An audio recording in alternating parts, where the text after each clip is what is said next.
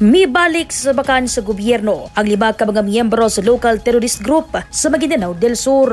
Gipresenta mga kani rebelde sa gipahigayong seremonya sa 90th Infantry Battalion Headquarters sa Barangay Kabengi, Dato Saudiang Batuan, Maguindanao del Sur niadtong Martes, Marso 11, 2025. Giila sa kasundaluhan ang mga misurrender nga sila si Abu Karip alias Kupaw, Ner Datugan, Ner Abu Kalis ug Badong Kadatuan. Gitugyan sa nila sa mga otoridad ang mga high-powered firearms sama sa caliber Garand rifle, 5.56mm M4 rifle, 7.62 sniper rifle, 9mm Uzi pistol ug M16 rifle.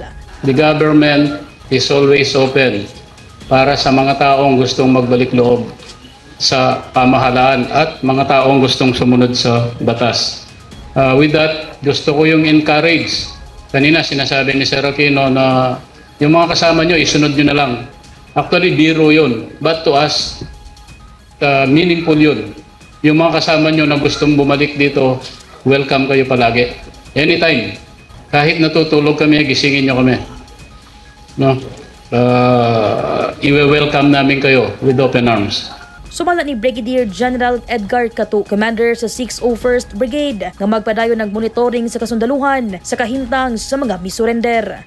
Of course, there will be monitoring. Titingnan namin kung nag-improve yung buhay nyo at kung bumalik kayo ulit sa kabila. Titingnan namin yan. Sa note ko, ang nakalagay, this is your second chance. We will not guarantee a third chance.